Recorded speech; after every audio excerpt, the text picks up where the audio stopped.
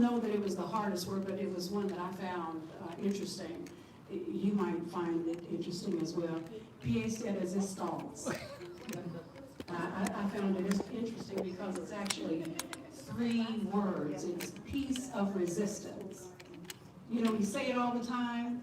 Pièce de résistance, it's piece of resistance. So I'll never see that the same. A little French. Oh, right. French, Latin, all kinds. But there were words that you can't say, let alone spell, but they spell it. He gets a photo. Congratulations, Bill. Go Scotty.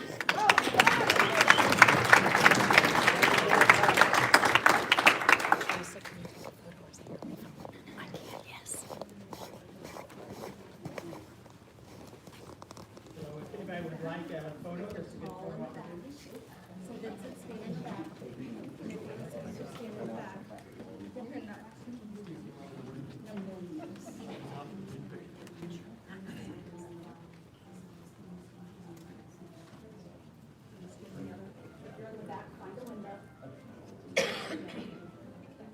Mrs. Cox, if you'll take a step, just a slight bit, and then a second, there we go, now we can see everybody.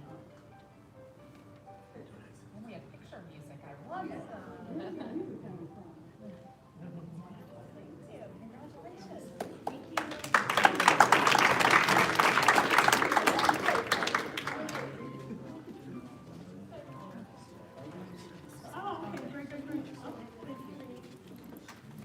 Thank you.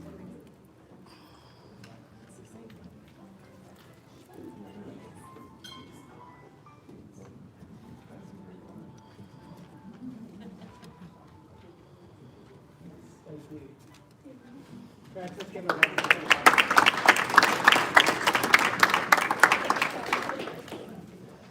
We will continue with the celebration of our schools and hearing information from our schools. Next, we have presentations from our student leaders at the high school level. Dr. Mason. Thank you. We are excited to have our high school students here in the audience with us today to give some presentations on what they've been doing with their school leadership teams. And our first school up is West Vigo High School, and I'm going to bring forward Mr. Easton.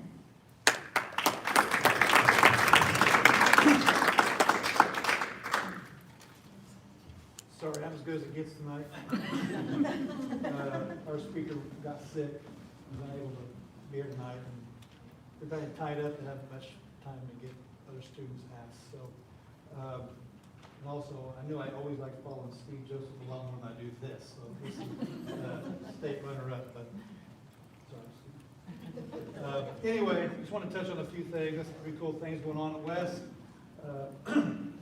We can finally quit talking about the Trick or Treat. National Honor Society's open haunted house in Chile. It's a great night. We've added on to that every little bit the last couple, 3 years. It's been a lot of fun. Students had a good time, and the parents enjoyed the chili. We had a great Veterans Day program last Thursday.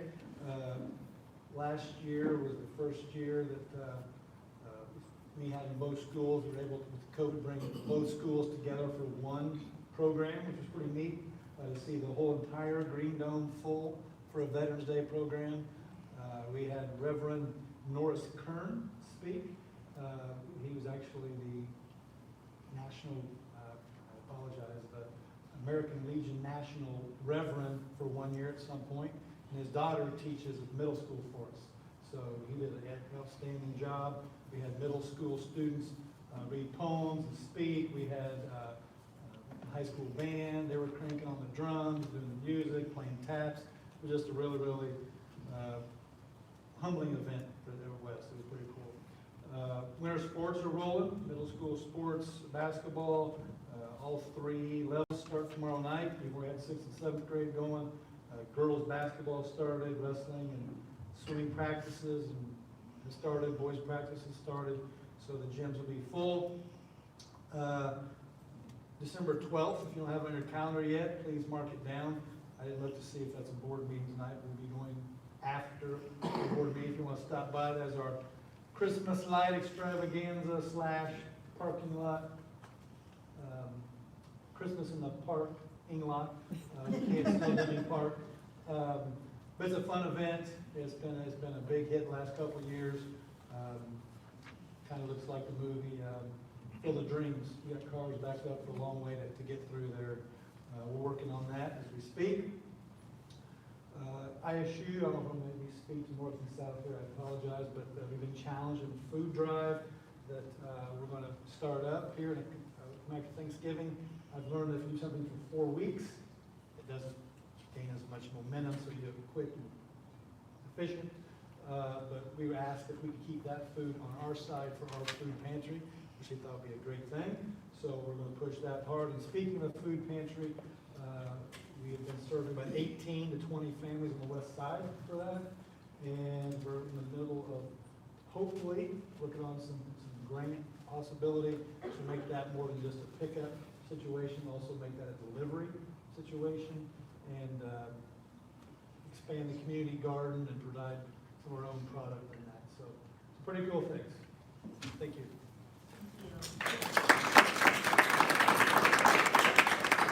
Thank you, Mr. Easton. And now from the north side, Mr. Joseph.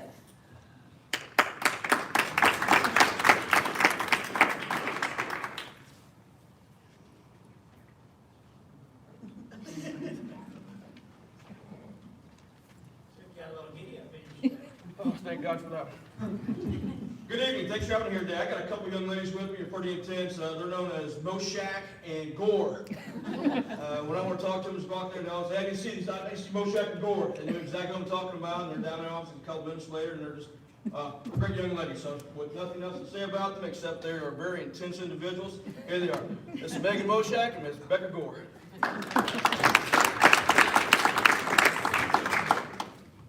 Good evening, Superintendent Hayworth, President Killian, and members of the board. I'm Rebecca Gore, a junior at Terre Haute North High School, and this is Megan Moshak, a senior at Terre Haute North. Thank you for allowing me to share about current events and ideas we have at North. And first of all, today we got to welcome back Mr. Joseph, so that was pretty great. On Friday, the 4th of November, North had an assembly to showcase our Patriot Brigade Cirque Noir. They competed in the mid-stage competition that weekend in Cincinnati, Ohio, and placed 8th. December 9th, North Interact will be hosting a volleyball tournament with all proceeds going to Riley's Children's Hospital. Teams competing can pick different themes, costumes, and team names as they compete against each other in 66 volleyball games to win the tournament. Also, with basketball season starting, North will continue to raise money for Riley with the red buckets that will be passed around at various home games. The girls basketball team has started their season off at 2-1 and are competing in the NAL Thanksgiving tournament in Paris, Illinois. The Patriots are the defending champions of the tournament and are looking to repeat. The boys basketball team has their first scrimmage this Friday against South Vermilion. North Wrestling had an inter-squad meet this past Saturday to kick off their season. Their first official meet is Saturday, November 19th at the Jasper Invite. The dance team and cheer team also perform at all of the home basketball games. North's cheer team is hosting a cheer clinic. The clinic is to expose the program to younger girls and fundraise for the cheer team. The swim team's first meet is November 22nd against Brownsburg. Our bowling teams are also in season right now, and they have won 2 matches so far. Along with all these perfect, awesome things, last Thursday we also had a Veterans Day assembly. Here we honored all of the veterans and we invited them to come into North, and we honored them along with our junior ROTC presenting the flag and the colors. We also had our amazing band and orchestra perform the national anthem, as well as our band. Next, we also recently inducted 80 students into our National Honor Society. This is great because we'll have more kids involving in our NHS, and we'll also be able to do many more projects and service opportunities in the community.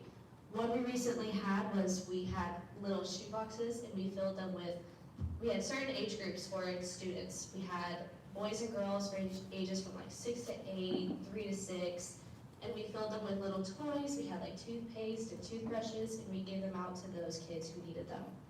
And this is great because we also have Thanksgiving projects and Christmas projects, so the more students, the merrier, especially for this holiday season. Next, sorry to copycat off of West and South, we also are participating in that food drive throughout the 3 high schools. We've recently hung posters throughout the entire school, and our leadership team is also working together to get more students involved in this project, in this food drive. We're thinking of SRT battles, student resource time. It's basically our homerooms in the school. We're thinking we'll have competitions with which SRT homeroom class can come up with the most non-perishable food items, and that class will win a prize at the end of the food drive, which ends December 8th. Thank you, Superintendent, President Caitlin, and the rest of the board. Thank you.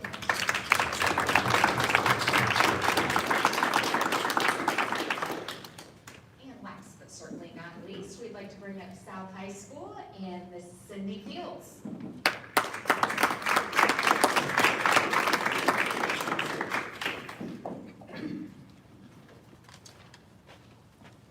Good evening. I have the privilege of introducing tonight Senior Abigail Tokish. She's a member of our STAND Club, Science Olympiad, Cross Country, and Student Senate. And also Junior Cale Williams. He's serving as Student Council Secretary, FFA Chapter President, and Indiana FFA District 7 Sentinel.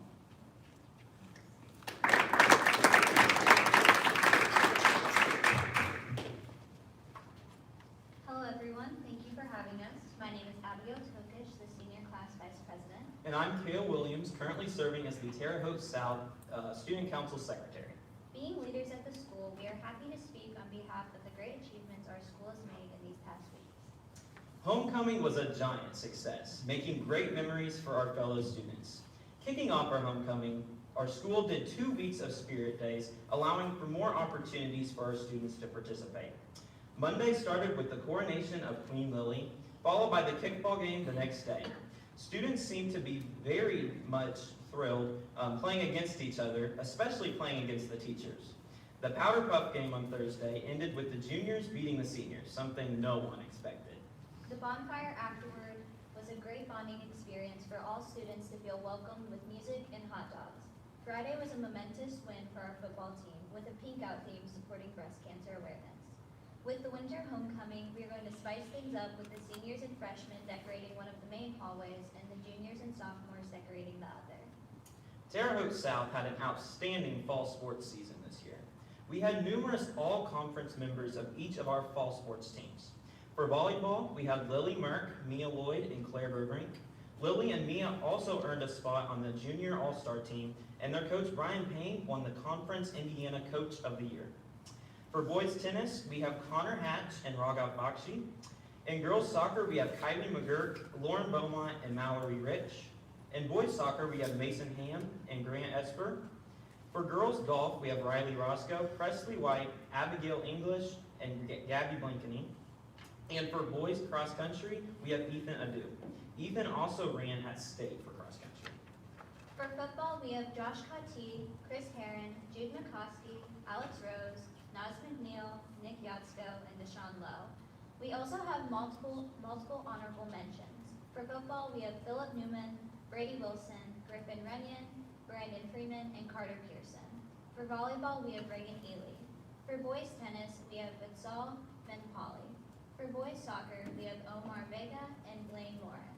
And for girls soccer, Josiah Killinger. Emily Childress also ranked 2nd in state for our bowling team and 3rd in state for her individual game. The Pride of South Marching Band and Color Guard also had a very successful season. They placed 1st in their invitationals at Brownsburg, Avon, Greenwood, and Zionsville, and then placed 10th at state. Alongside sports, we also have incredible academic teams. Our Spell Bowl team, coached by Mrs. Grabowski, won Class 1 state championship with a score of 89 out of 90 words spelled correctly. Also winning the Grand State Champions with a score of 87 of 90 words spelled correctly. Mrs. Grabowski also was recognized for winning the 1st annual Terry Fear Holocaust Educator Award, an Action Award. Her student, Achilles Neves, was also recognized for winning the Be the Light essay contest held by the Candles Museum. Candles also bought shirts for our STAND Club. STAND was able to raise over $2,000 to donate to local non-for-profit charities in our community. STAND was also able to have members help put on a vigil for CODA, and it's also planning to have fundraising bake sales in the 2nd semester. Science Olympiad also held a fundraising trivia night, which was fun for students to interact with each other and the teachers. Key Club is also doing a lot in our community, meeting every 3rd Sunday of the month to help with Catholic charities a local food drive. Recently, they also participated in cookie decorating with senior citizens. The National Honor Society is also helping out in the community. They help with haunted happenings at Deming Park the Friday and Saturday before Halloween weekend and the Friday and Saturday on Halloween weekend. Oklahoma, our school play, also opens this week, showing on Thursday, Friday, and Saturday at 7 p.m. We invite all of you to come and see the amazing work of our theater program. Often the hard work of our student body is overlooked, so we thank Dr. Hayworth and the members of the board who have helped us to be able to share the first part of our school year and what a success it has been. Thank you.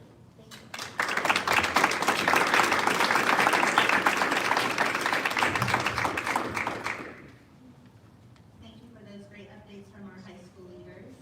We look forward to this every time you come, so thank you for doing that. And mysteries. And Ms. Reese, and thank you.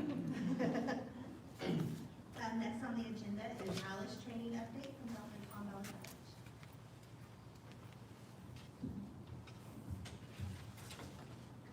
Good evening, Superintendent Hayward, President Killian, and members of the School Board of Trustees. The safety of children is among parents' most significant concerns. Over the last several decades, the school corporation has strived to meet this concern of school safety with care and urgency. We have invested millions of dollars in our school protection program. Throughout this school year, we will also complete the installation of new camera systems in each school. This year, we updated our standard response protocol for students and staff. I gave you a couple of handouts at your seat. I'll explain these very quickly. On the slick sheet, this is posted in every classroom in our school corporation. Every teacher has every staff member has a copy of this, and this is our protocol for our school corporation. We have sent that out to parents, and we will send it out again. And it just breaks down, it's two sides, and it breaks down what we do in an emergency for different situations. The paper copy is a standard response protocol, and it's geared towards parents. And parents will get a copy of this, and it just talks about what parents should do in the case of an emergency. And it's very thorough, and we hope that as parents receive these, and we'll be sending out a letter this week, that they review that for themselves and for their children at home. Protocol informs students, parents, and staff about what to do for specific emergencies. Our schools will continue to reinforce these protocols throughout the school year. It will be helpful for parents to review the protocols for their knowledge and to talk to their children about these procedures. This year, we have implemented a new strategy for students and staff called ALICE. The ALICE strategies are an acronym for Alert, Lockdown, Inform, Counter, and Evacuate. Professionals have developed these strategies in the school safety field as a response to emergencies that involve an armed intruder in the building.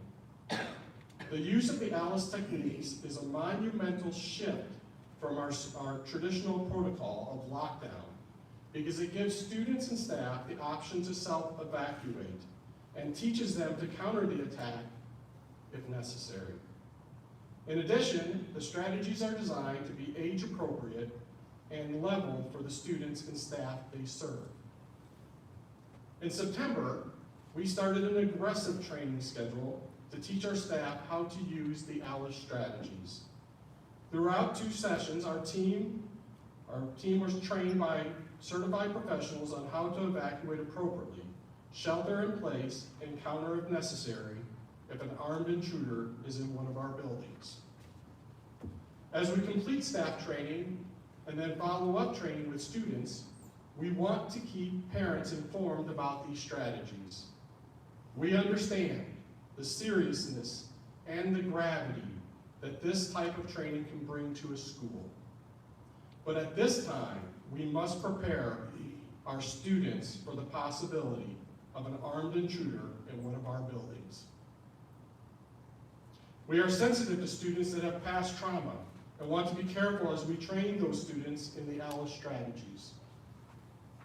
During our training with students, we will have school counselors present to assist students who may feel uncomfortable or uneasy with the material. Training for students will begin on Monday, November 28th, and will take several weeks to train all students in the school corporation. First, students will watch a short video provided by Alice. Then our trained professionals will lead a discussion with students and the principal of that school on the most crucial concepts included in Alice. Students, staff, parents, and the school administration must be consistent with our message about the seriousness and the importance of this training. At this time, I'll be more than happy to answer any questions that you may have. Were any of the Alice protocols implemented during the incident at Sarah Scott? You know, that's a great question, Mrs. Wise, and I'll have to say that some of those concepts were initiated. Our students did a tremendous job, and our staff, especially the coaches on the bench.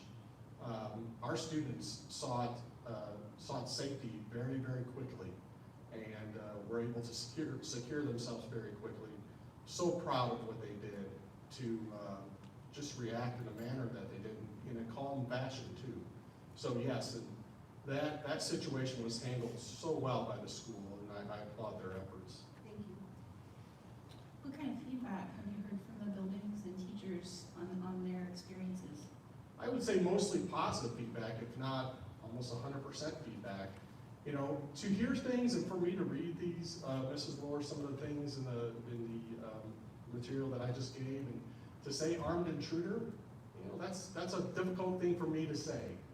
And because it's something that we don't want to conceptualize necessarily, but we have to.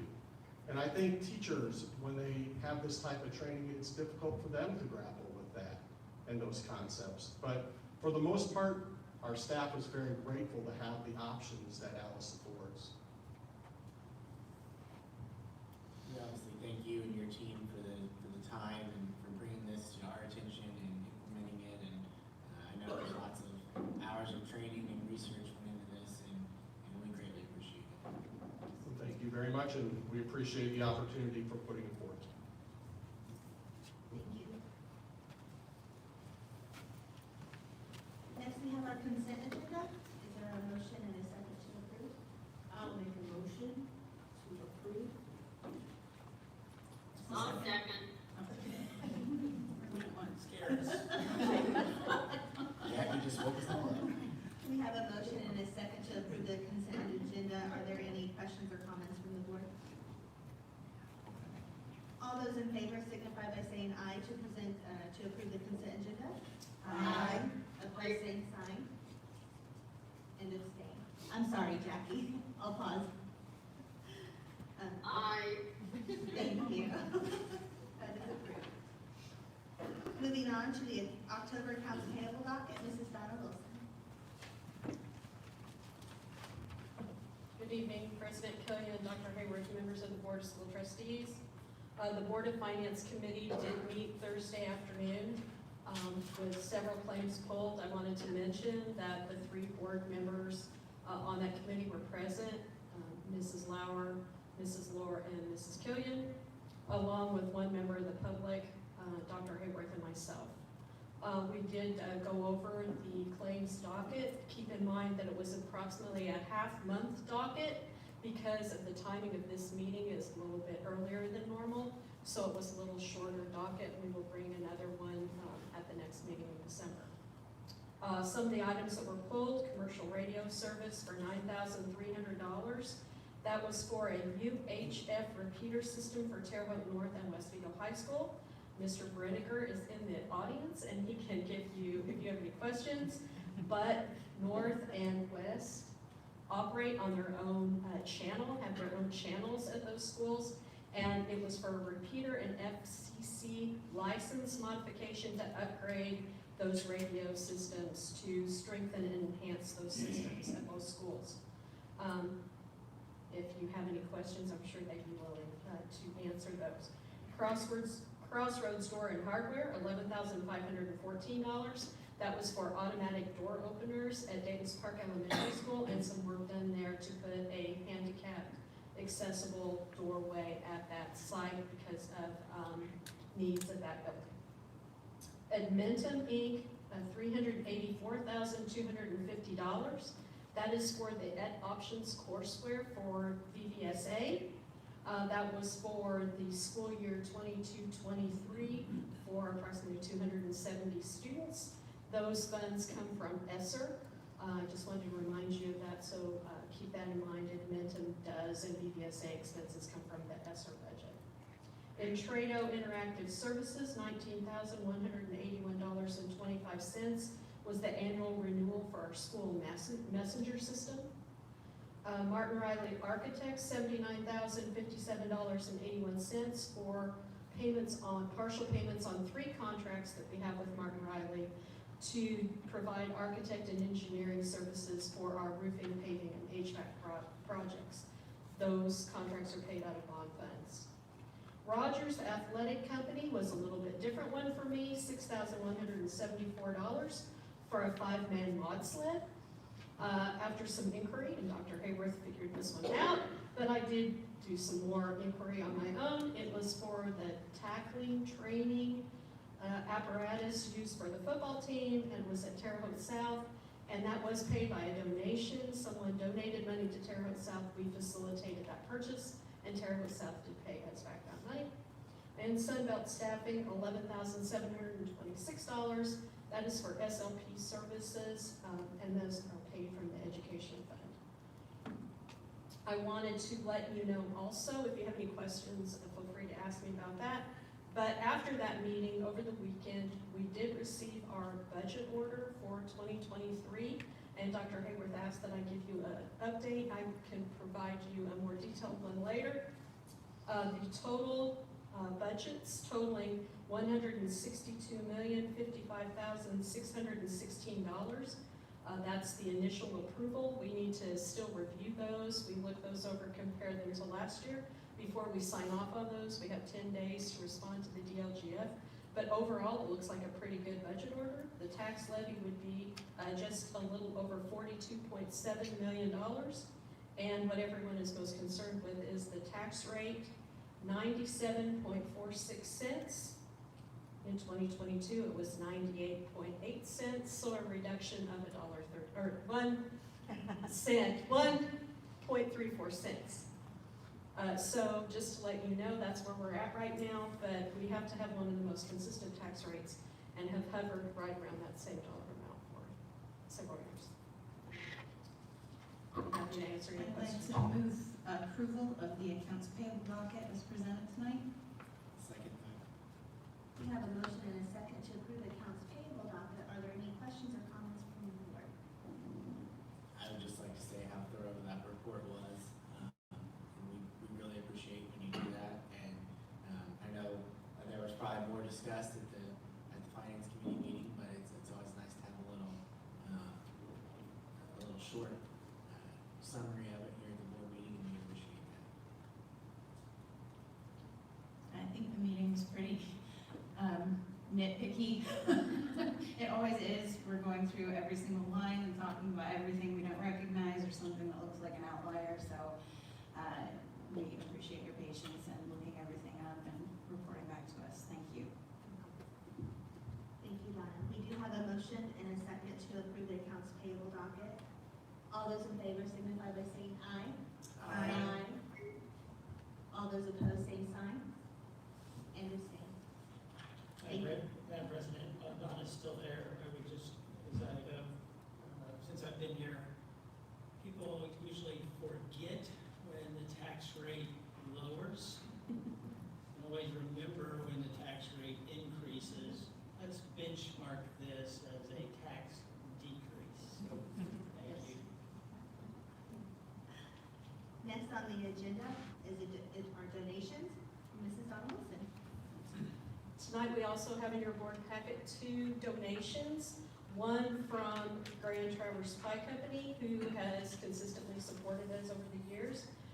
They have a donation for $1,112.41 for the Hunger Free Summer Program promotion, and that money will be going into our backpack fund for distribution to those schools that do have a backpack program. And there is also a donation from Woodrow Wilson Middle School They received a second place grand prize from Duke Energy in the National Theater for Children in the amount of $1,500 for the My Energy Kit program. So we request approval of those donations. I make a motion to approve the donations with gratitude. I second.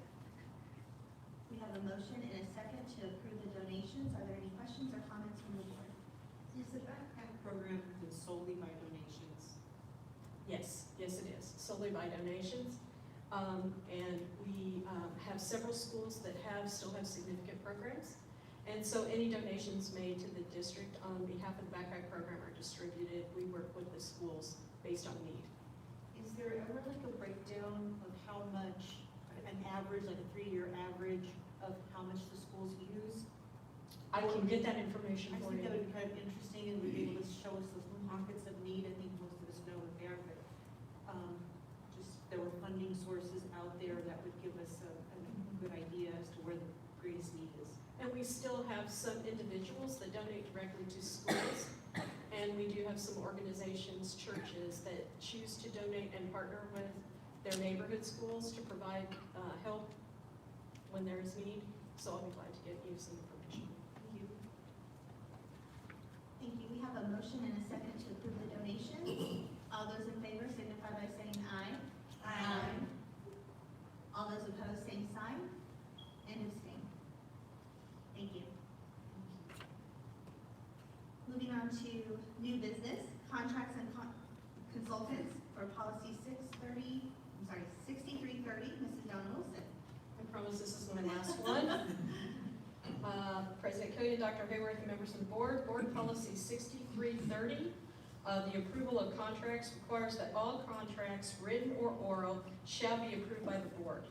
Tonight, we ask for your approval of a brief list that was compiled by our office of existing agreements that we felt should be brought to your attention, and we respectfully request your retroactive approval of these existing agreements this evening. Payments on these contracts or to these consultants listed are and always have been included in the accounts payable docket, with payment approved and granted through your review process. So I want to make sure that you do understand that these payments still appear on the accounts payable dockets and have in the past. In the future, these agreements will be listed and part of the finance consent agenda item and brought to the board for approval. I will say that the finance committee did review this list, and based on our conversations with our attorney, it was determined that individuals hired in consulting capacities, that say retired teachers that were working on a grant that we paid an hourly fee for, those would continue to just run through the board as they have in the past. I believe that Dr. Goller includes them in her report, and there was no need really to run them through on this list, just as a point of clarification. Thank you for that. Do we have a motion and a second to approve the contracts and consultants? I move approval of the contracts and consultants as presented. Second that. We have a motion and a second. Do we have any questions or comments from the board? So I just would like to say that thank you for responding to, we've been working together for a long time to just get the information that we think is most important for, to be highlighted in public meetings. And I appreciate that very much. Seeing the list and going over that in Finance Committee was really helpful. And it's nice to see our policy that was approved back in August coming into full force here now, so. We will continue to add to this list and bring it, as we discover those items that maybe we think should be brought forward. Thank you. You're welcome. We do have a motion and a second. All those in favor signify by saying aye. Aye. All those opposed, same sign. And abstain. Thank you. Next, we have the personnel report, professional leave request, Mr. Michael Cox. President Killian, Superintendent Hayworth, members of the Board of Trustees, administration seeks approval this evening of the personnel and professional leave report as presented. I'll make a motion to accept the personnel report and professional leave requests as presented. I'll second that. We have a motion motion and a second to approve the personnel report professional leave request. Are there any questions or comments from the board? How are we doing with bus drivers? We need more, We would right? like to have more. Okay. Always looking for more bus drivers, anybody out there in the audience that have their CD, I would be more than happy to take it. Just let me highlight And if that. not, we can help you get it. That's right. We do. We do have a few coming back that's retired. Thank you for that. We do have a motion and a second. All those in favor of approving the personnel report professional leave request signify by saying aye. Aye. Jackie, I didn't hear you, I'm sorry. She's She froze. Jackie, can you hear us? For me, I. Thank you. All those opposed, same sign, and abstain. Thank you very much. Thank you. she was so still, I thought I it was thought frozen. she was so You're sitting there so quietly, Jackie. You just scratch your nose every No, once I in a while. know. No, I. Next, we have the proposed high school new courses for the 23-24 school year. Dr. Karen Golan. Good evening, Superintendent Hayworth, President Killian, and members of the board. This evening, we'd like to show you the results of our new course review committee meeting. We had 2 courses that were presented by Eileen Constance, an AP chemistry teacher at Terre Haute South, Samantha Henry, assistant principal at Terre Haute South, and Erin Warner, our science department chair at Terre Haute South. The capstone, if you'd like to turn over on the second page in your board packet, course consists of 2 smaller courses. The AP seminar course, which is the first foundational course. It's an interdisciplinary course. It allows students to explore different kind of cross-curricular topics. This might be a topic in science or health or career and technical education. It might be in philosophy or psychology, and students can talk about it, read about it, problem solve, work on projects together, but it's really a course to build thinking skills and problem solving skills. So that is the first course that we would like to begin to offer in the next school year. And then the second course that follows that is also would be an exciting addition to our advanced placement offerings. This is a research course. It would allow students to look into a topic in much more depth.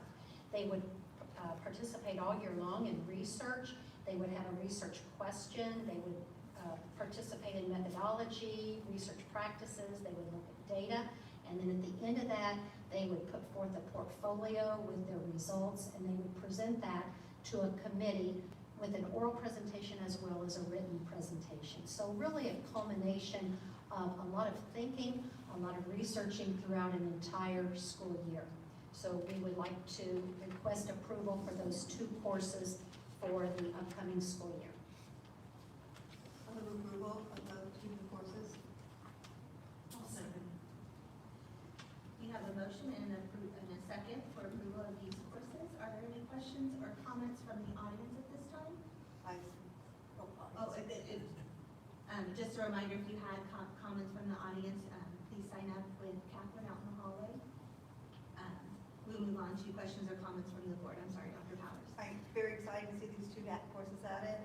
So this is brought to you by South teachers. What schools do you anticipate will be delivering this? We will offer it at all 3, and then we'll just see which one has enough students in there to make the course. Okay. And if the school doesn't have enough students, will they be able to join? Like if West Vigo doesn't have enough students, can they somehow virtually join the South class? I think what we're going to try to do is look at some more virtual opportunities that way. We've explored those this year and they've worked well.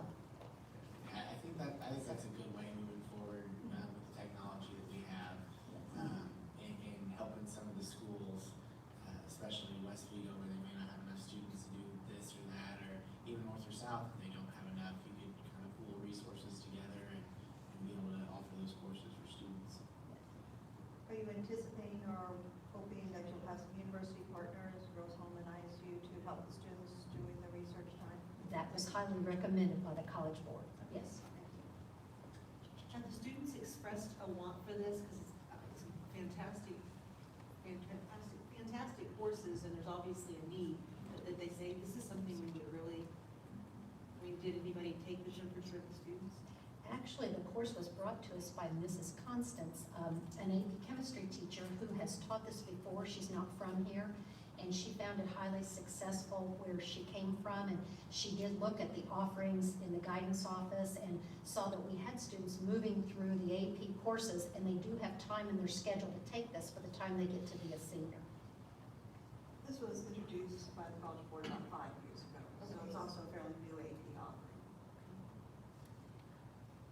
I think any time that we can add a little more emphasis to creative thinking and problem solving, it's got to be to our benefit and to the students. And so I think these courses are leading right to that outcome. So thank you for bringing that up. So I know that AP students are probably set up to be pretty successful in college already just because of the skills that they have when they're coming through this, but I took AP classes in high school, and when I read through these descriptions, I thought, man, this would make my freshman year of college so much easier if I had had this in high school.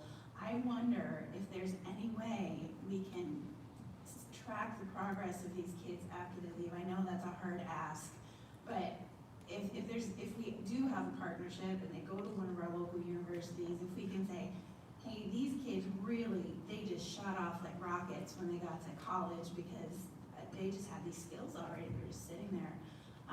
That might be something to consider, so just throwing that out there. Thank you. We do have a motion and a second to approve the proposed high school new courses for 23-24. All those in favor signify by saying aye. Aye. Aye. Opposed, same sign, and abstain. Thank you. Next, we have Indiana Learns Enrichment Grant Program discussion. Dr. Karen Gold. Thank you. Tonight we bring to you an opportunity from the Indiana Department of Education, simply for discussion tonight. We'll bring it back in December. This is an opportunity from the Indiana Department of Ed, but through the Mind Trust out of Indianapolis. This is a statewide opportunity. If you look down in your fourth paragraph in your packet tonight, you see that this came from the Governor's Office, House Enrolled Act 1251, to create a micro-grant program for families to provide additional learning support for their students that meet certain criteria. So these are students that took iLearn last year in the 3rd and 4th grade. This year they're 4th and 5th graders. They have to qualify by not being proficient in both language arts and math, as well as qualify for being on free and reduced lunch. So those are the items that you see there that they must meet. So it's a very targeted population that the state is looking at here. We do have in our school corporation right now a very robust tutoring program, an after-school tutoring program that takes place from February through April. We use our own qualified tutors in our schools. We have transportation provided through our ESSER dollars. We have snacks. It's a very prescriptive curriculum that we use, so we feel good that we do have a program in place. This would be on top of that. The state is providing a $500 mini grant through ESSER funds at the state level. What we're asking is, and asking you to think about, the state is encouraging districts to provide an additional $250 that they will then match for a total of $1,000 for these families. So they're automatically, right now the state has put out information, you may have seen it on Channel 10 already, and inviting parents to go on the website of the Mind Trust and apply for these tutoring opportunities for the $500.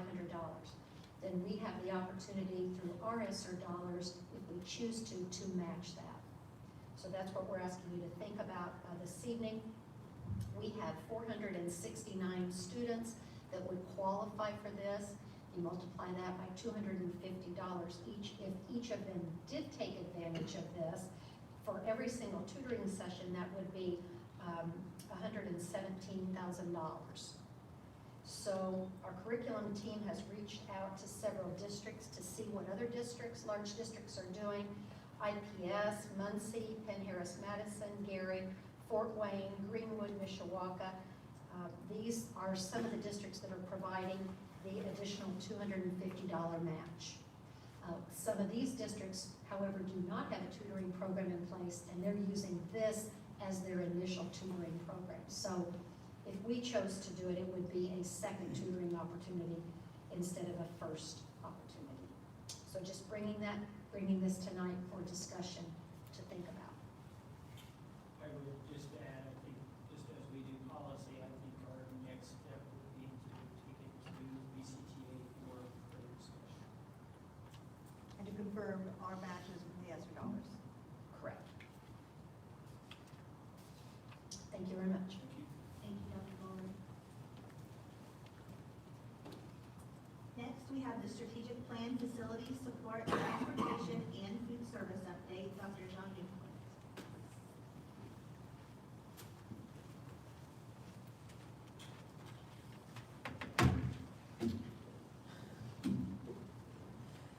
President Killian, Superintendent Hayward, members of the board, thank you for the opportunity tonight to talk to you a little bit about facility operations and our strategic plan. Our strategic plan, written in 2019, looked at a large impact of facilities. Part of that, what came out of that plan and still in play today, is we have a 10-year long-term maintenance and construction plan that looks at data-driven points for ongoing, and it's an ever-changing, I call it a living maintenance plan. We track our key systems with the needs based on the number of breakdowns they may have, the number of work orders that we have on them, as also just as our 18 skilled tradesmen who do year-round ongoing maintenance on these devices. We look at them for input on for future upgrades.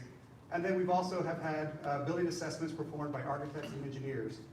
More recently, we're looking at utilizing ESSER funds to address HVAC at the high schools, prioritizing the HVAC because that's where the money is right now with the ESSER funds. So we are currently working with an architect to gather input to address HVAC and plumbing using ESSER funds and general obligation bond funds for the plumbing part.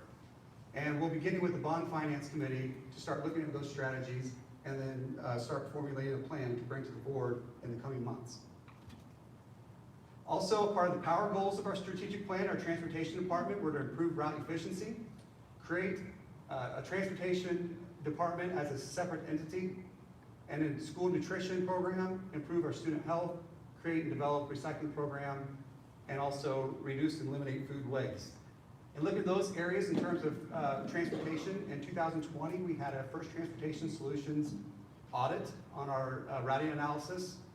And we found, one of the things that we found is that our routing staff is very efficient with the program Versatrans. And they had just 2 improved systems that they recommended.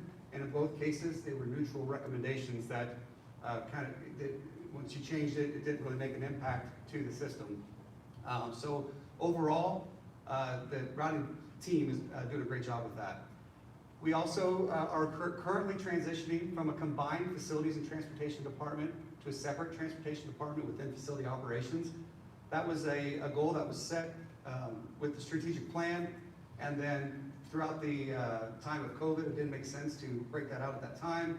And then with Mr. Long's retirement, we've kind of put that until now, and are now currently transitioned into that process. Our improved student health, we provide an evening meal, an after-school snack at the Learning Lab and Boys and Girls Club. Our wellness plan and wellness committee was restarted just this fall, and we're partnering with Nutrition Navigator with Union Health, Annie Noble, and getting input from her and her group on food health. We looked at, for creating and developing a recycling program, we looked at our dishwashers, and we've been repairing and replacing our dishwashers within the schools to reduce the number of disposable trays, as well as replacing foam with paper service to be happening at least once a week in every school. And then finally, reducing and eliminating food waste. We increased we are currently working to increase our food rescue program. Food rescue is a program that goes around and takes some of our food that's left over and distributes it to needy areas. And currently we have 6 schools that participate. We're looking to expand that, but we're also limited to our partners and their ability to be able to have people to do their side of the program. And then finally, we have our software to forecast production and for inventory control. Taking a snapshot look at facility operations, that's a picture of our general services facility out on Maple Avenue. We're out of that facility, we operate our grounds, our textbook depository, our warehouse and stock room, our facility maintenance department, our transportation and bus garage, and food services. So now I'd like to introduce you to some of the people that work at that, run that operation. Our facility maintenance, where we have our office staff, our 18 skilled tradesmen, our grounds, our book depository and warehouse. Ryan Carter is our energy manager and information systems control.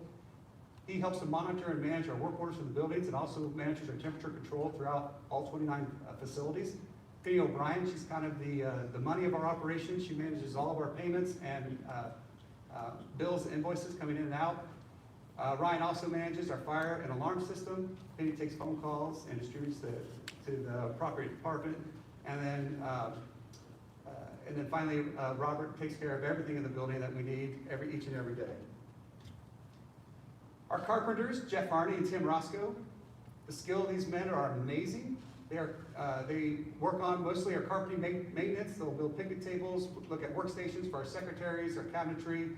They do a lot of general construction. Most recently, we're getting ready to put in a timeout room and a functional classroom at Wabash Elementary. We're going to build that from scratch with these two guys. And then also they're getting ready to manufacture at least 5 SPO desks for our elementary schools and our cabinetry shop. Jimmy Donna and Rudy Stallman, these are our door maintenance and hardware guys. Jim is our locksmith who takes care of all of our keys, locks of every door that opens and closes throughout this entire school district. And Rudy helps him out wherever he can. Sometimes it's a 2-man job to hang a door. Rudy also does a lot of our general maintenance jobs and projects that we may work on throughout the district. Our electricians, Stephen Gwynn, Jacob Earhart, and then also Terry Hardway is our low volt technician. Terry kind of does our camera systems, alarm systems, intercom systems throughout the district, ssound systems, those kind of low volt things. And then Stephen and Jake, they take care of a lot of the heavy wiring. Current project they're working on is a lighting upgrade at all 3 high schools for our exterior parking lot lights. As we're starting to get reports of some lights not working, and we're looking into just replacement parts like we normally would. We're finding supply chain issues on the aged lighting poles, the different voltage that was, as each school is added on, we have outdoor lightings that are 440 volts, 220 volts, and 110 volts, just depending on when they were installed and what the technology was at that time. And so we're upgrading, we decided it was cheaper, more efficient, and more time effective to upgrade to LED lights at our parking lots. And so that install is going on right now. They just started at Terre Haute North on Thursday, and they're going to be working around through our high schools getting the outdoor exterior lights upgraded to an LED system. They also work on construction wiring that we might have. If we're working with a contractor in an area, they'll come in and help the contractor find the proper fuse box and work through getting it to where it can be demoed, and then general wiring. Our grounds crew, these are some busy guys right here. They are led by Chuck Zimmerman, our ground supervisor. They care for 275 acres that are not under a roof or parking lot pavement on 29 different properties. They maintain the grounds as far as including limb trimming disposal. They'll deliver our rock or mulch or playground underlayment and our landscaping. Chuck is also, he does our maintenance of playground equipment. He's also our playground inspector, licensed by the state of Indiana. And we'll work the winter along with this team here to inspect all of our playgrounds to make sure they are up to code and safe for students to use. They are gearing up tomorrow morning with the salt trucks if needed, and they'll be ready to hit the roads at 5 a.m. with all 3 salt trucks and they'll be able to get to all properties before the drop-off lines start, is the plan. And so we'll be watching the weather for that tonight. And then 2 of our gentlemen, Josh and Stan, maintain 40 acres of athletic fields, softball fields, baseball fields, football fields, soccer fields, etc., with the proper fertilizer, proper seeding, and irrigation as well. Our HVAC technicians, These guys were pretty busy last week. Last week we had 75, 83 days, and on Friday, freezing nights. And so on Thursday afternoon, at the last possible moment, they were draining water out of our cooling towers so they wouldn't freeze over the weekend, and switching fully over to boiler heat. And so they were working through all those throughout the day on Thursday. They monitor, manage, and maintain our HVAC systems for 3,040,836 square feet at all locations. To get that into another number, that's just shy of 70 acres under roof. They manage our temperature control, our chiller and boiler maintenance, our air handler maintenance, as well as rebuild and replace some of the water pumps throughout the boiler rooms that circulate that chilled water and hot water throughout the building. And then, of course, we can't forget our ice machines and refrigeration maintenance. Kyle is our main guy for that and takes care of most of our needs in that area.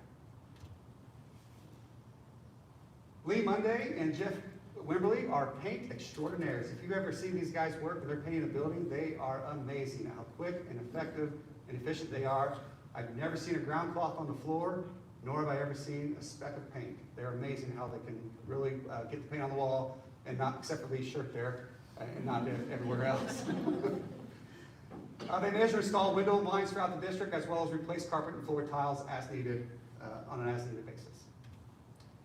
Our plumbers, Chris Moreland, Anthony Cooper, and Jeff Ginhart, they take care of our plumbing needs. Chris is a general maintenance guy who's oftentimes helping with the construction side of what might be part of a plumbing, where it might be getting a wall taken apart so the plumbers can get into it, those kinds of things.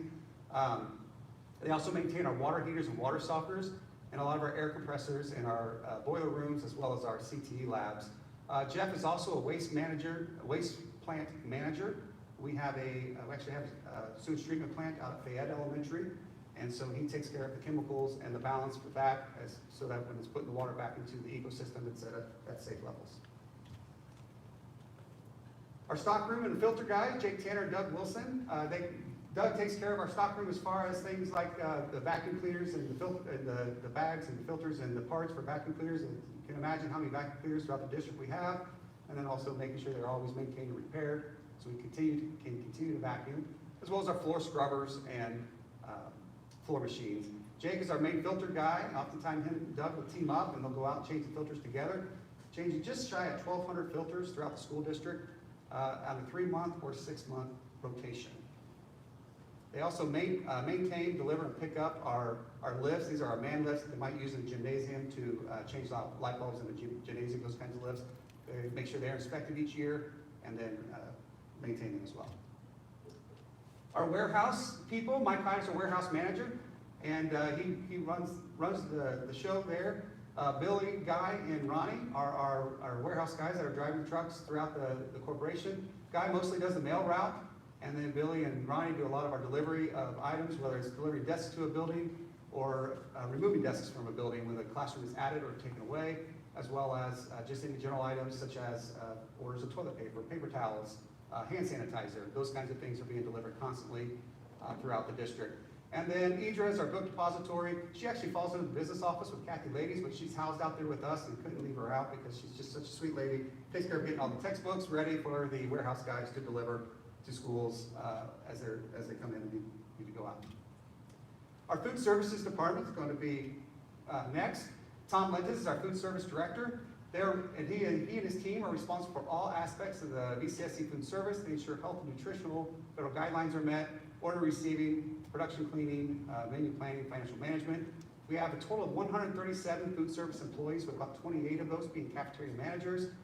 Last year, you can see they served over 2.5 million meals, just under 2.5 million meals throughout the school year. That would be we expect that number to be a little bit lower this year because last year lunch was free from the government, and so now we're back to a paid lunch program, so we do expect those numbers to go down, but they still work very hard at making sure all those deliveries are coming and going. Some of the challenges that they've been working through this year is, as we've heard so many times, supply chain issues. And when we're ordering the quantity of foods that we're ordering, it's very difficult for us to make sure we're getting the supplies in.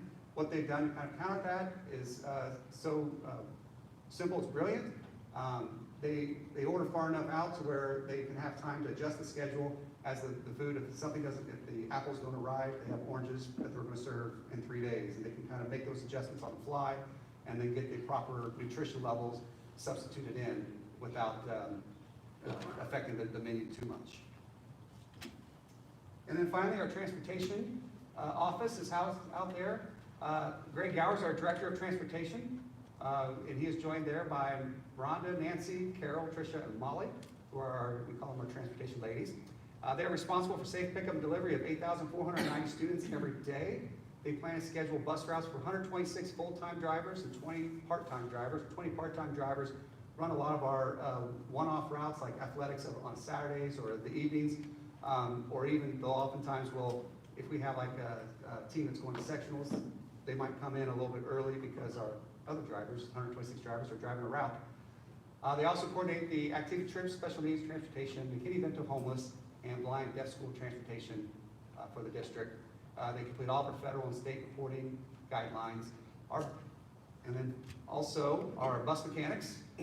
Daryl Haskell is our mechanic supervisor, and he oversees our mechanic department with Dave Harney, who we affectionately call Rabbit, Tim Murphy, PJ Pitts, Rance Phillips, and Adam Eldridge. They do general maintenance and repair on 196 school buses. At any given time, there's about 140 of them out on the road daily. And then we have some of the others for trading for repairs and things like that we get and maintain.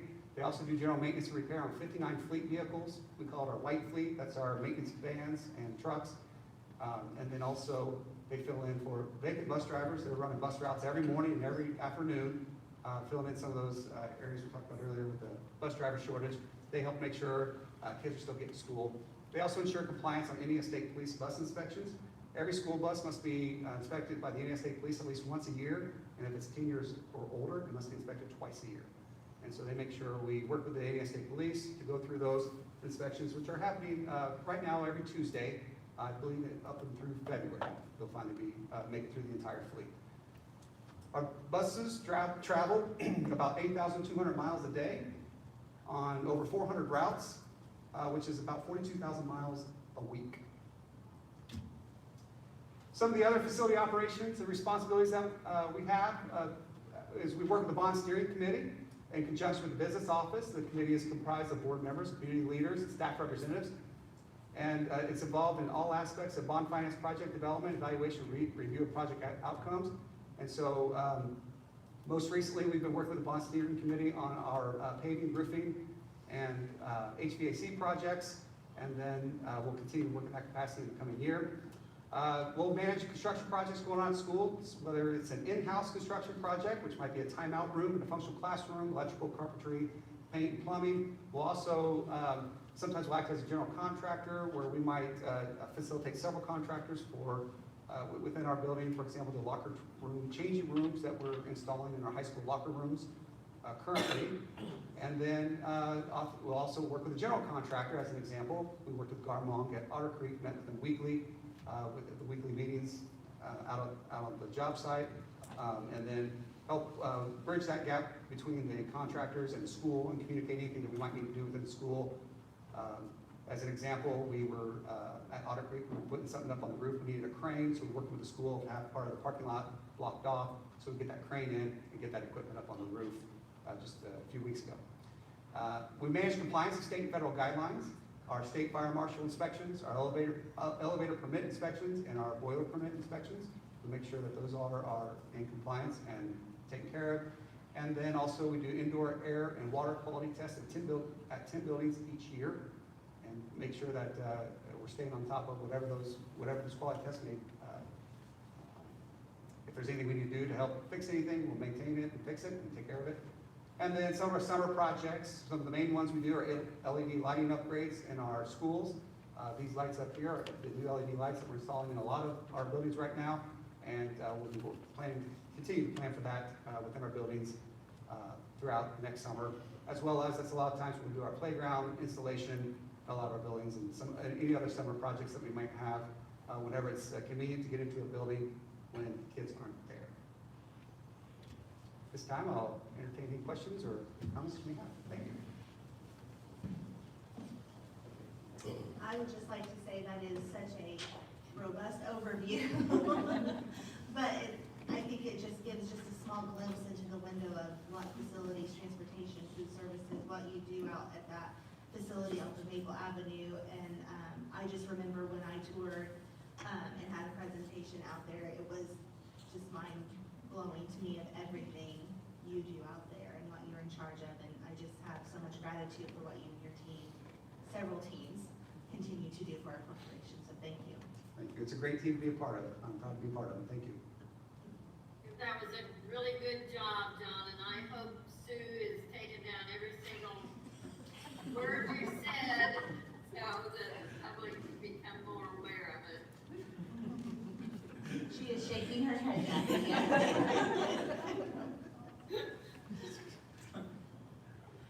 Are there any other questions or comments? It's like a small city within a city, you know, that the scale of it. And could you just speak to the consolidation of all of that stuff right next to North High School in that space?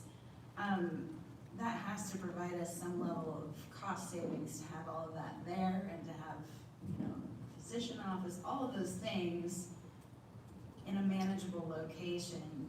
Is that a fair thing to say? Yeah, it is. What it really allows us to be is a more integrated team where we can consult with each other.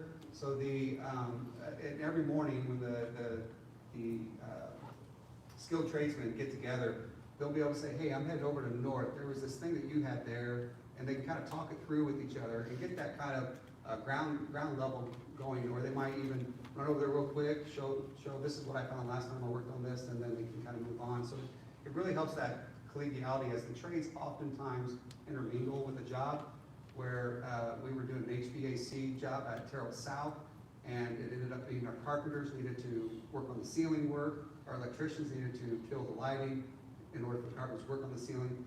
And so having that time and space together allows for that conversation to take place.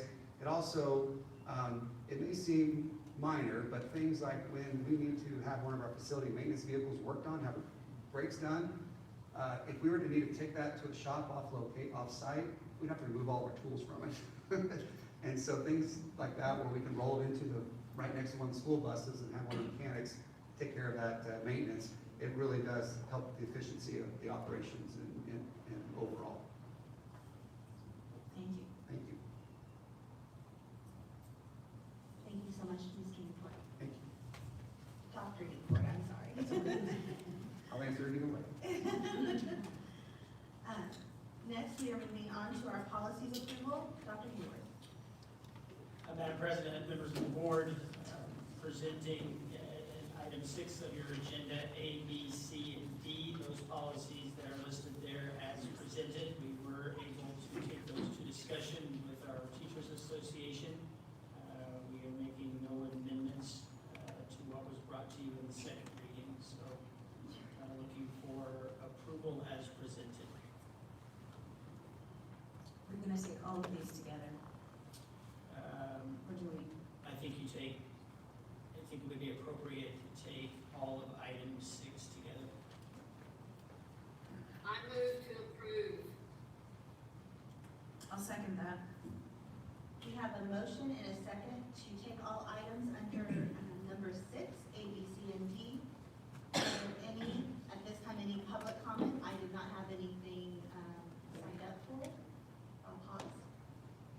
Do we have any questions or comments from the board? We had a really nice, I felt like a robust discussion last time, particularly about public participation at board meetings and talking through those things, and I appreciated that time.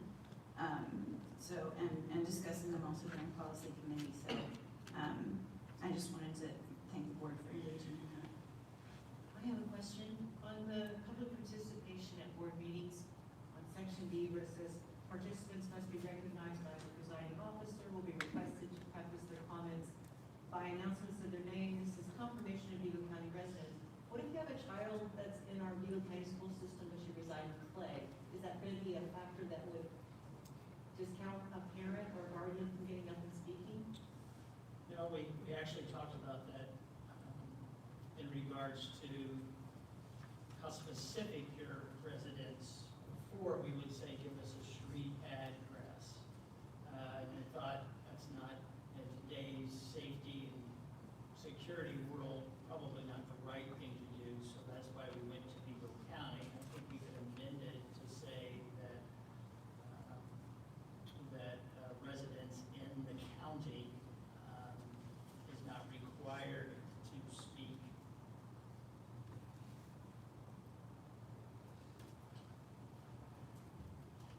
you state again where that is? I'm sorry, I'm having trouble. On the revised bylaws, if you go to the second page, it's number D, at the very top. Oh, D. I thought you said D. No, D. D, thanks. Trying to find it, I thought there was somewhere where it talked about a parent of a student, which would include somebody who didn't live in the county.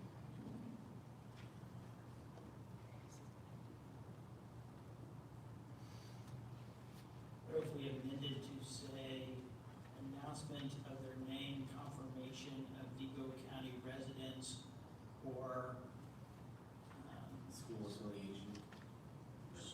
student or school affiliation.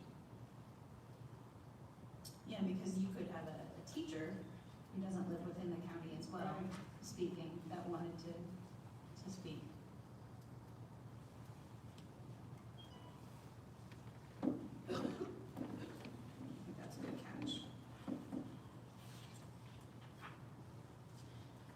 Will that have to go back then? I think we can just do that as an amendment to that motion, if Jackie would amend her motion. I will do so. I move to approve and with the amended. Okay, I'll second that again then.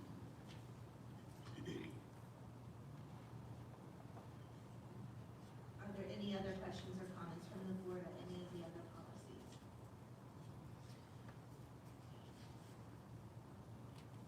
We do have a motion and a second to accept the policies listed on number 6, A through D.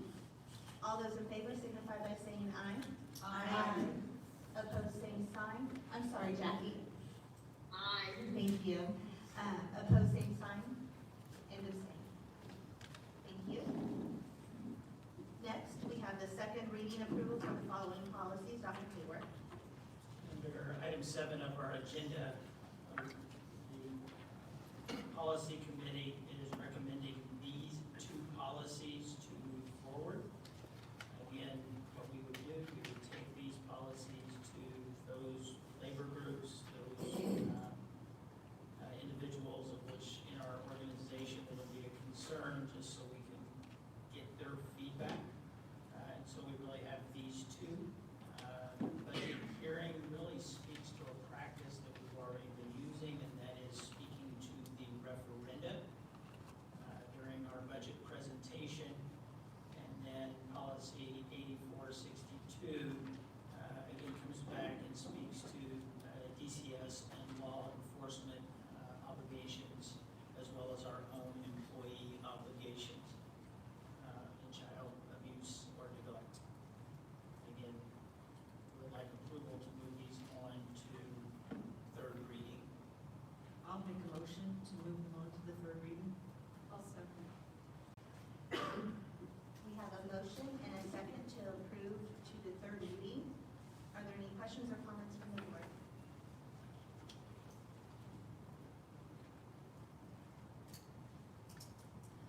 Well, we do have a motion and a second. All those in favor of sending these on to the 3rd reading signify by saying aye. Aye. Opposed, same sign. Thank you, Board. Thank you. Next, we will move on to our comments, correspondence, and information section. At this time, we have call for citizens' comments. I do have 2 here that have signed up. First, we have Erin Withers on the subject of overcrowding. What's the time limit, Madam President? I believe we've set it at 3 minutes. Okay, thank you. I'll be letting you know when there's 3 seconds left. That's fine. You said 3 minutes? Yes. Okay, so everybody knows me. I'm Erin Withers. I brought up the problem. You were there today. At Farrington Grove. My son is in that class. I don't know how far you got in the door. Probably not far. It's a 736 square foot room with 7 adults and 15 children. Not just atypical children, disabled children. 1 in a wheelchair. You guys all talk about improving and doing all these things that are better, and all kids matter. But it seems like these kids, not just the ones at Farrington Grove, but all special ed kids, seem to get the short end of the stick. It's kind of like, I'm sure everybody's seen the whole Dahmer series on Netflix. It's kind of like I'm your Tracy Edwards. You know, how many times do I have to come up here and beg for something to be done. We moved from Meadows to another problem. Then we moved to another problem. Meanwhile, did this room you saw today, did it have a timeout room? Because I heard he was talking about the timeout room in the functional room. I can tell you, it doesn't. Neither one of them at Farrington Grove have timeout rooms. Did you know that? Did you go in far enough when you were there today? Yeah, exactly. So, I don't email you guys because you guys don't respond. Rosemary responds. I'm sorry, I apologize that I didn't contact you because I would have. But it was just, I asked a question at a forum on November 1st. It took 13 days for Rosemary to get into this school as a sitting school board member. And she couldn't go by herself. You went with her. So, I don't understand. She's a sitting school board member, and she can't get into a room. She can't get into a school. She wasn't even asking to get into the room. She just wanted to go into the door frame. But at what point do you do better? I hear all these great things going on, but I don't hear anything, any improvements on this situation. None. I've talked to Dr. Cobb. I gave her, she was working on it. 2 weeks is too long for me.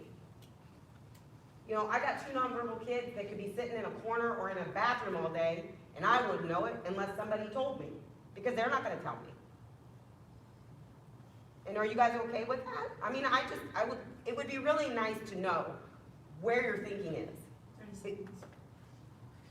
And that's it.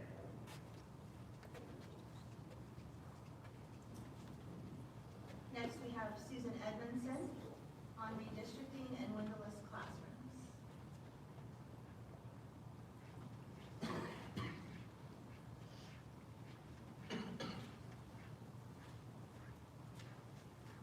It disturbs me to learn about what's at Farrington Grove, because that just goes along with what's going on in West Terre Haute. We continue to have, for the second winter, 2 classrooms of special ed students in a room without a window. I would like to add I'm hoping that you will add one more job to our skilled carpenters, and I do appreciate everything that that department does to maintain our schools. Instead of a window, you could make a door from each of those storerooms that have been turned into classrooms into the next door classroom. The door could be kept locked, teachers with the keys, that can all be worked out. But in an emergency, that gives them a way to get into that classroom where there are windows. We cannot continue to treat our disabled and special ed students as unimportant. They are every bit as important. I just saw the thing with Carl Erskine with the work in Indiana, where we took those children at birth basically and put them in institutions and were given nothing. And we've come a long way from that, but here in Vigo County, we're still mistreating our special ed students. The other issue is redistricting. You've got time, instead of closing schools, you need to redistrict, and I'll just keep saying that whenever I get a chance, because our schools, grade schools are too big, and our middle schools, some of them are. And redistricting can solve some of that problem. You could look at the grade school kids coming up and what schools they're going to feed into, and that would be part of your redistricting effort, is seeing where those kids are. And my house will be sold next summer, and again, right now, since '03, there's been no school-age kids. Next year, there might be 3 school-age kids move into my house. And that's happening all over town. People move. And you just have, and I know as a school board, you've got that information, and we need to reduce the population in grade schools so that all of our kids have a chance to be heard and to be found. My grandson was borderline ADHD, and at Terre Haute South, it was not working. And my daughter got him into North Central where he did better, and now he's 24 and he's going into business, and he's really doing some good stuff. But in 7th grade, when he asked a computer teacher for some help, she said, "You learned that in 4th grade, and I don't have time to teach it to you now." So he didn't learn that because the teacher didn't ask a student to talk to him or anything. We've got to do a better job with our kids.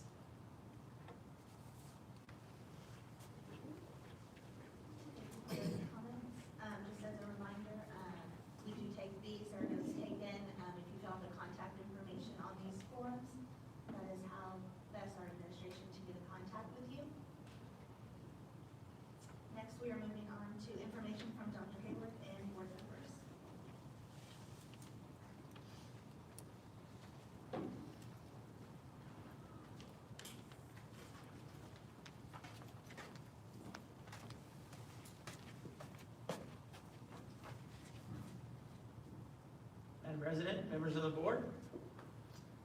Normally, I would wait until the last board meeting of the year, but I would like to use my time before what needs to be said gets lost in the hustle and bustle of the holiday season.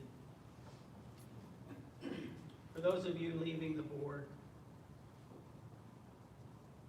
it's with much gratitude that I thank you for your service on the board in what has been unprecedented times.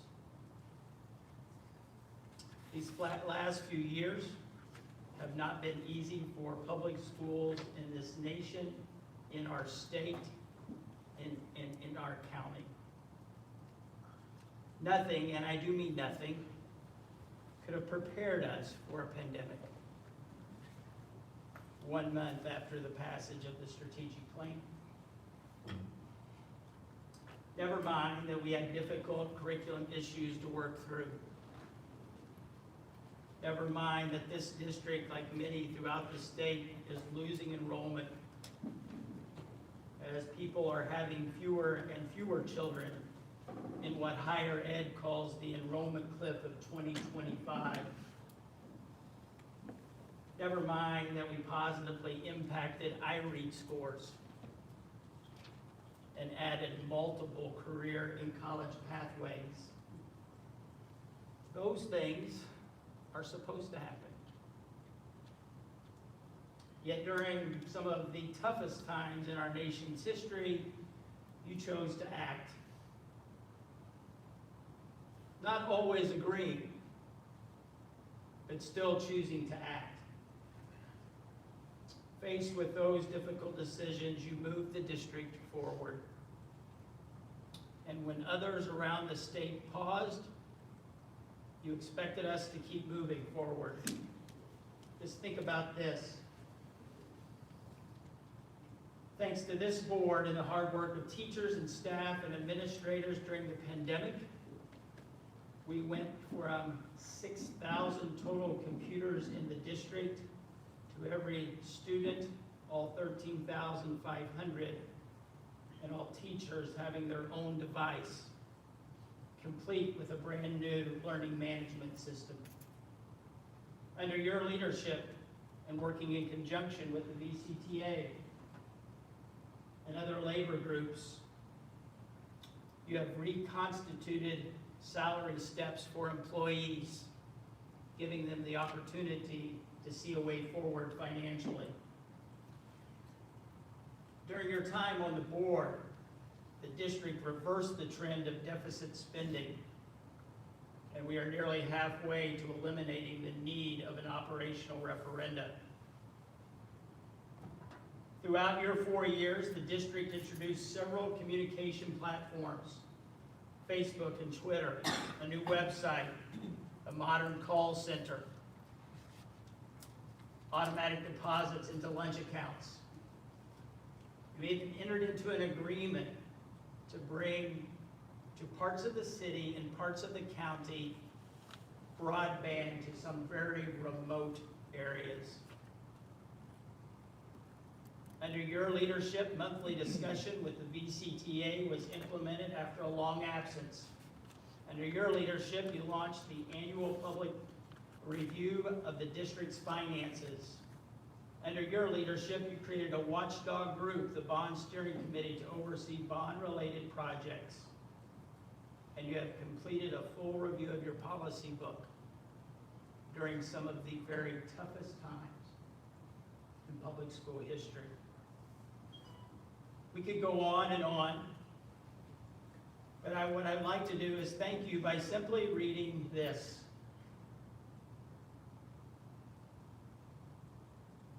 Something that we're all familiar with, that I think really points to the hard work of our board in these past years. It's not the critic who counts, not the man who points out how the strong man stumbles, or where the doer of deeds could have done them better.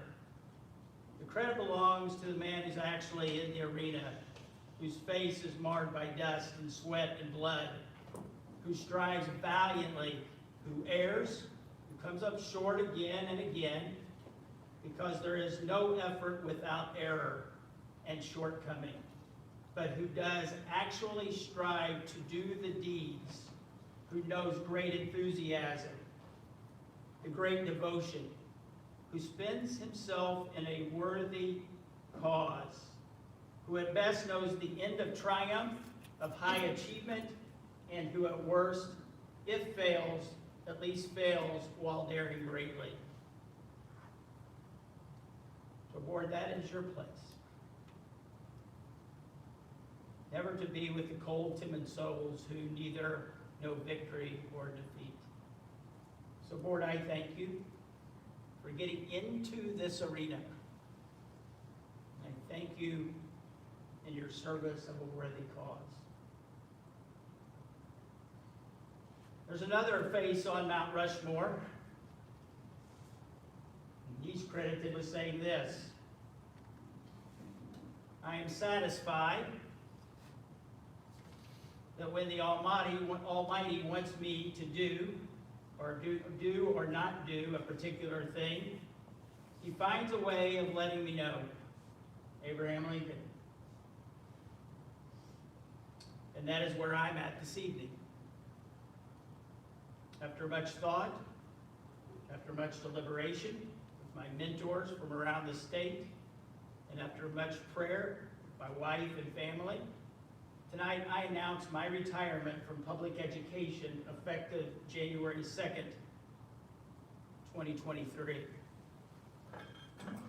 It has been my great honor and privilege to be the superintendent of schools for Vigo County. I can remember a Sunday school class lesson or two which speaks to being surrounded by so great a cloud of witnesses and ask you to run with perseverance the race that is set before us. In my time here, and really in the districts that I've worked with and had the privilege of working with across this state, I've had the privilege of being surrounded by great clouds of educators and of staff who get up every morning to run the most important race of educating our youth. From bus drivers to custodians, teachers, administrators, EAs, everyone that makes school work here in Vigo County and across the state. I hope they keep up the good work. Trust me, it's the most important work. For me personally, I'd like to thank my wife, Amy, who has been my partner for 33 years. Without her, I would be lost in life, rudderless and without joy. Thank you for your willingness, Amy, to join me in this unusual journey. I'd also like to thank my children, Olivia and Eric. I know it's not always easy to be the superintendent's kid, especially on snow days. Olivia and Eric both inspire me each and every day to be a better dad and to be hip.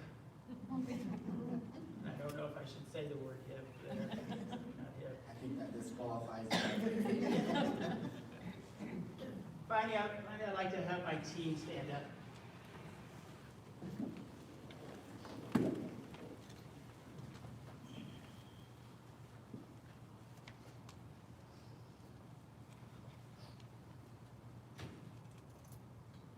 Catherine Hill would repeatedly tell us, teamwork makes the dream work. This district is extremely fortunate to have you leading the way. In you, I have found a group of great educators who care deeply about children and about this district. In you, I have found people who challenge each other to be better every day. In you, I have found a group of people that inspire each other. When you spend time with those type of people, your life will be changed. Group, you have changed my life, and I thank you. I look forward to seeing where you take the VCSC in the upcoming years. Thank you. To this board and the board that hired me, thank you for the opportunity to serve the students of Indiana. It has been my great pleasure.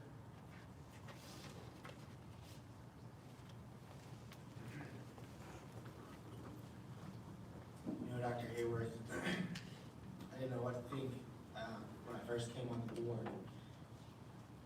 But I've told many people since you're the right man for the job at the right time, and I look forward to having my kids go to school with you, the superintendent.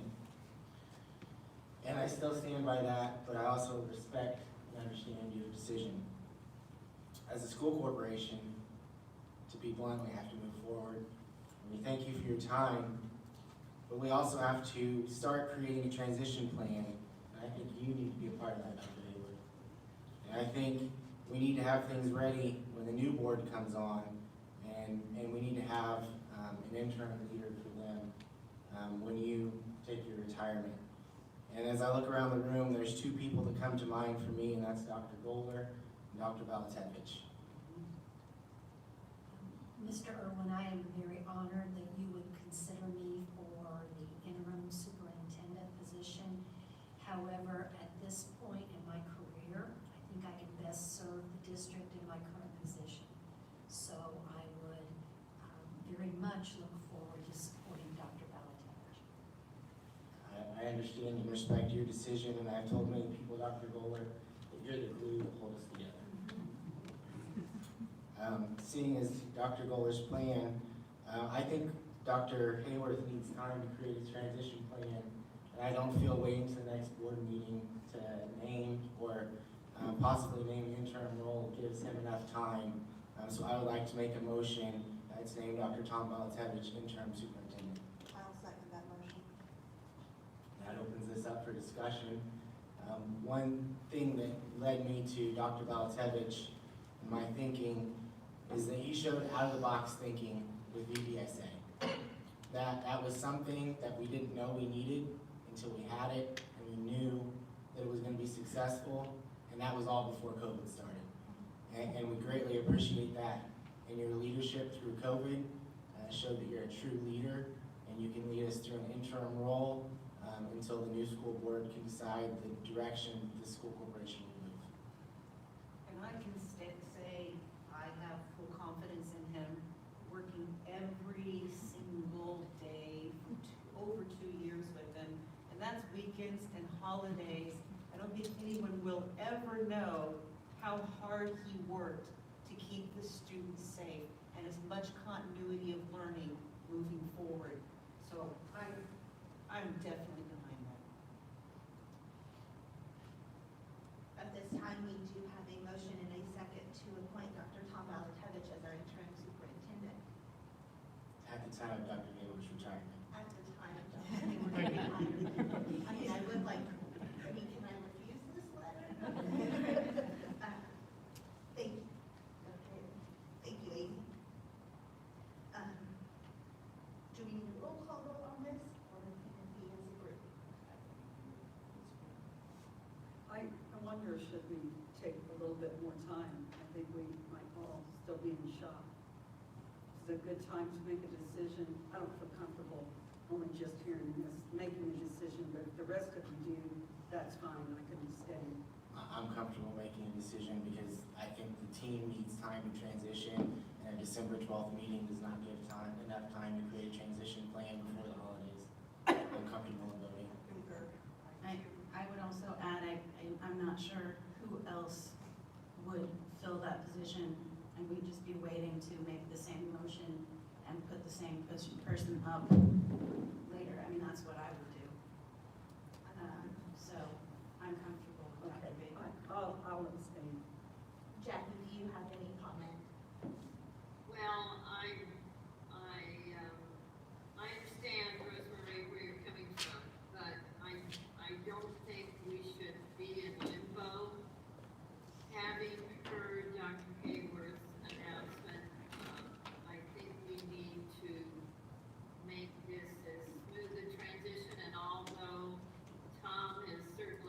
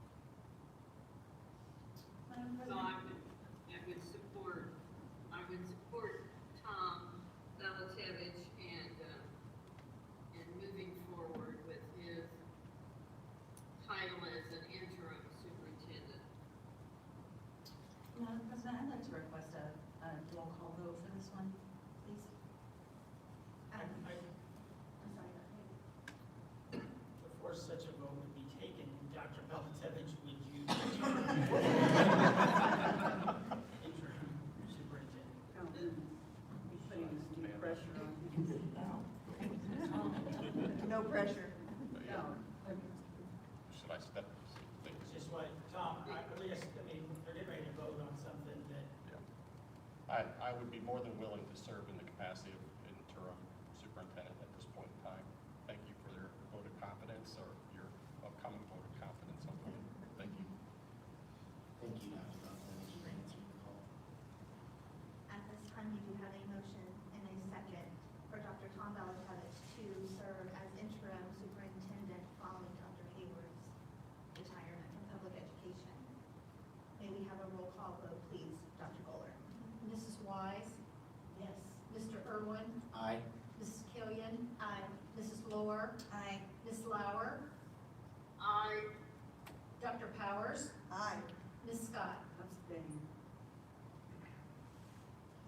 Thank you. I would just like to say, also moving forward with this announcement this evening, the board will start to seek guidance and consultation from the Indiana School Board Association, our local secondary education, our higher education facilities here on superintendent searching, as well as other outside entities that maybe even throughout the nation that do help provide services to search for a superintendent. We will make sure that we do the best that we can do. This is definitely the full scope of the board's responsibility, is the hiring of a superintendent. So we will take this very seriously, and this will be something that the new board will be a major part of. So, The new board will be in my thoughts as we move forward, because I know how extremely hard it was for the four of us to join the board together, and the vast majority of information that we had to learn. There were some sleepless nights just trying to retain all the information, and I cannot imagine what it would have been like to be searching for a superintendent at the same time. I mean, it's going to be a monumental task. I can tell you that it's not easy, it's horribly time-consuming, interviews and visits to the school corporations and talking to teachers and other board members and interviews with applicants. It's an incredible journey, and it will be, well, for the new incoming school board members, the whole thing will be an eye-opening experience, but searching for a superintendent is on a whole nother level. So, it will be a busy time, to say the very least.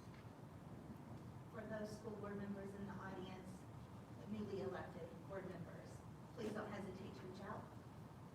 For any of those watching or listening, the same courtesy, please. We will be in touch.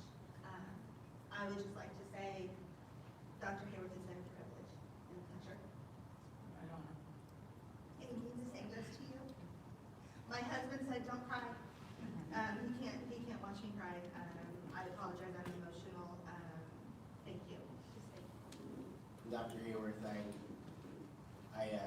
can be a little blunt sometimes in my transition from one thing to another, so for that I apologize, but I hope you do know how much I truly have respected your leadership and your decision-making skills, and just Rob Hayworth is a man. I truly respect you, Rob. Thank you for your time.